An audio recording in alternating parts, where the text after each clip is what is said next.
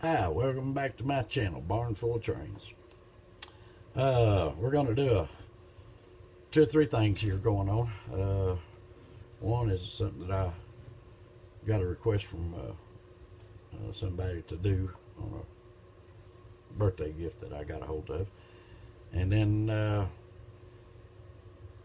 since we're doing it, because I got a request to do that, I'll go ahead and show you a couple of things I got for Christmas, and then I'll talk about what I got planned to do with my channel. So, if you're new to my channel, I have a bunch of subscribers that I don't know who you are, but if you don't know who I am, my name is Gary, and my channel, the name of it is actually where my trains are. It's called Barn Full of Trains, and I have a barn full of trains. I have the loft closed in.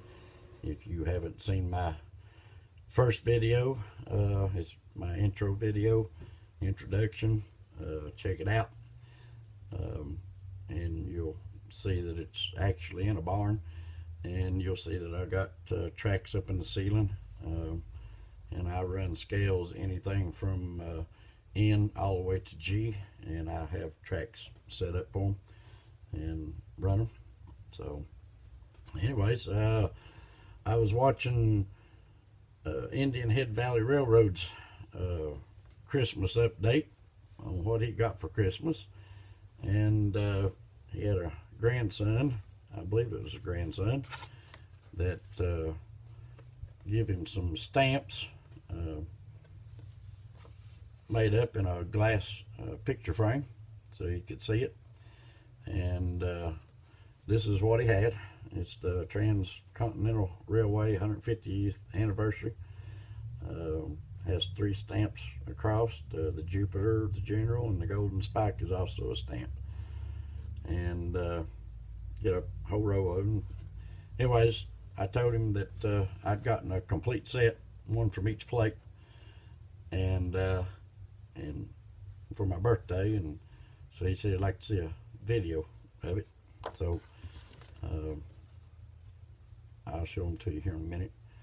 But if you don't know anything about these stamps, whenever they put specialty stamps out, they make them from 4 different plates, and they don't send one from each plate to every post office. They send them different ones. And so my father wound up going, I mean, he didn't get them just right here in town, because there's only a couple of post offices here in town. I'm from a small town. So he had to go all over the place to get these stamps. But right there you'll see a square, and within the square is 4 more. And when you get a set of these stamps, depending on which one of them is shaded in, is what plate it come from. And so they make them from 4 plates. And he went around and got them for me, and then I picked the frame out, and he paid to have them framed. And I done it in a wood grain dark. As you can see, the trim behind me on the walls, that is all barn wood. There was when I bought this place, there was an old building next to it. I think it used to be a chicken coop at one time, and they were using it for storage. And I tore it down, but I kept the barn wood and planed it out. And when I closed this loft in the barn, we did all the trim work with that.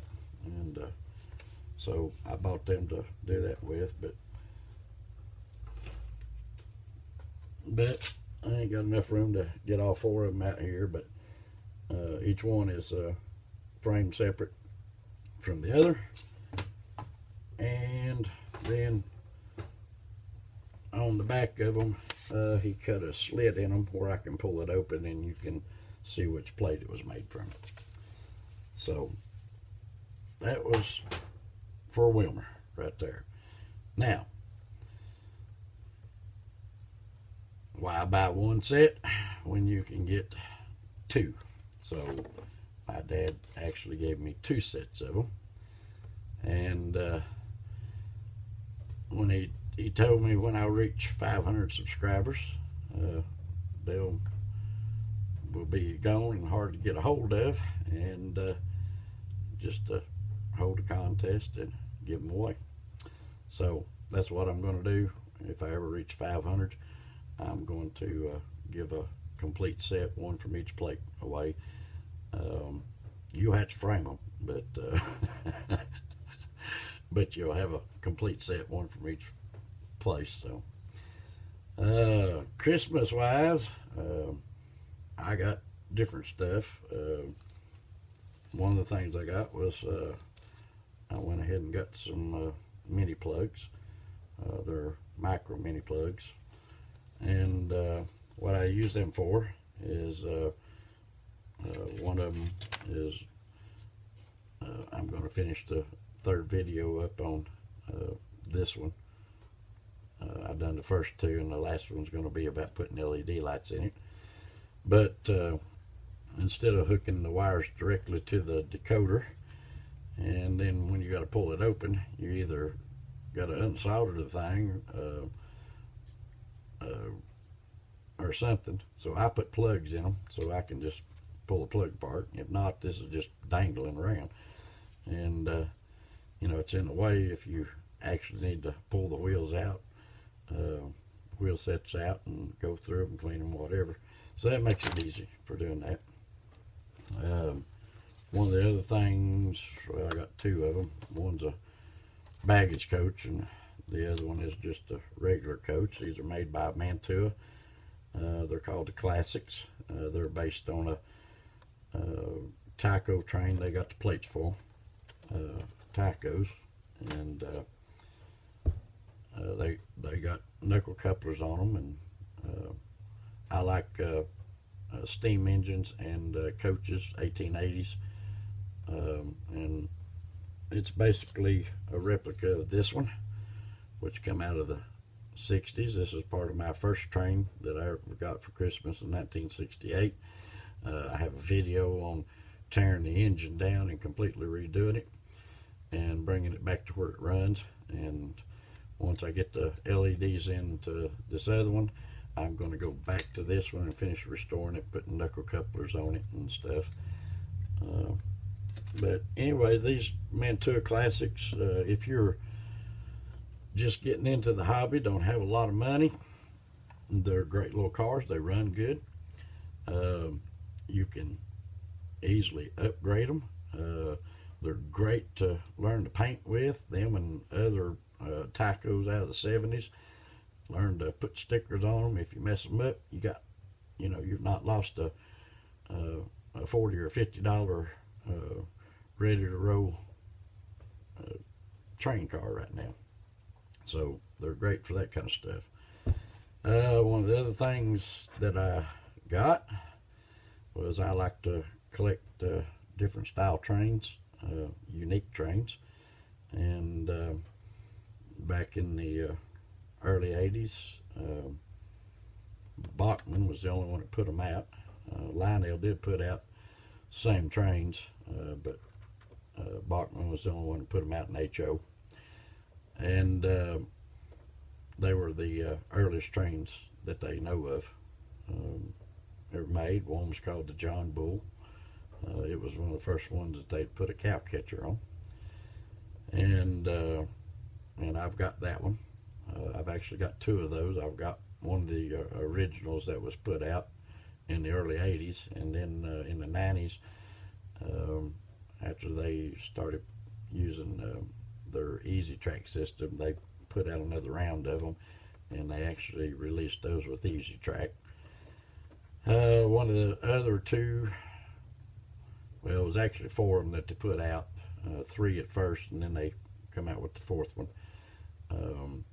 But it was called the Lafayette, and I've got one of those.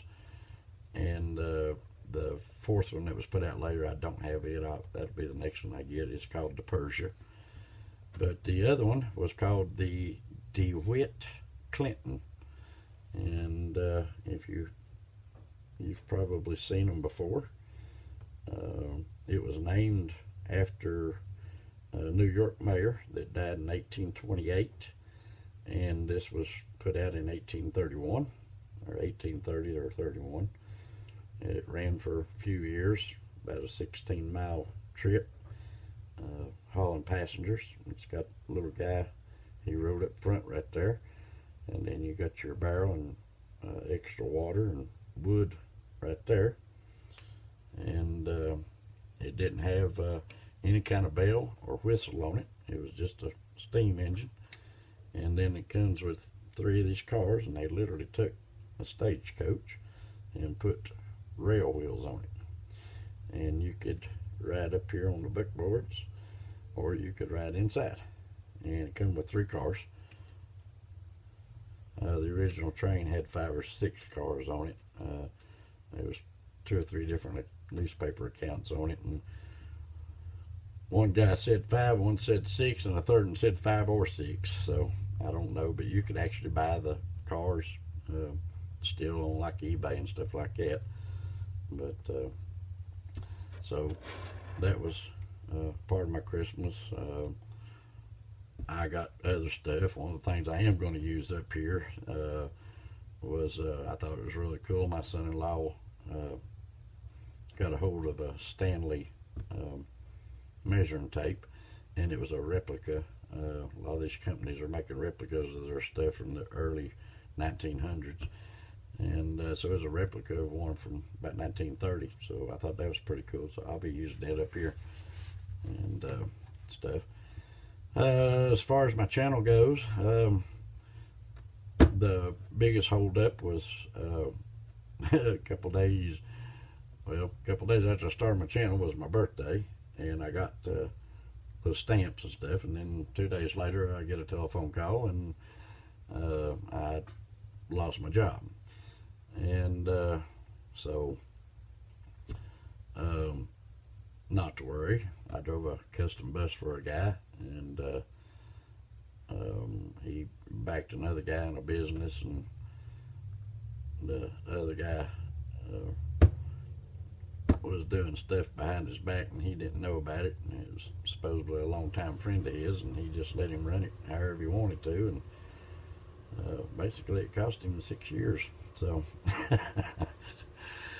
but the guy that hooked me up with him originally, he owns a big salvage RV salvage yard.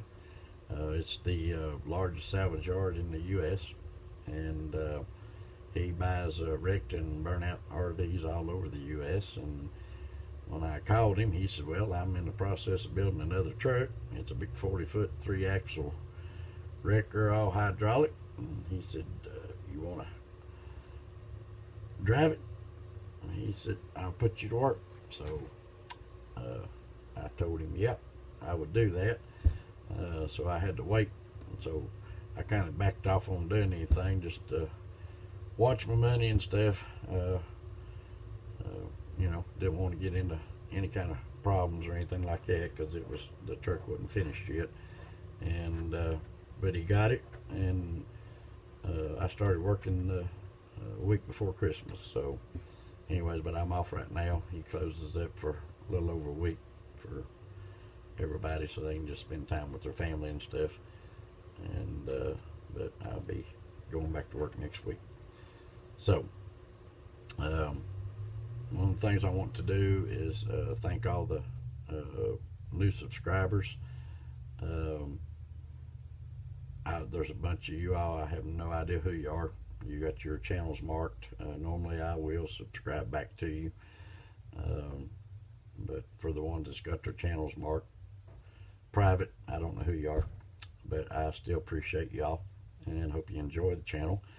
I will be going back, like I said, after I finish this one and finish restoring that Tyco.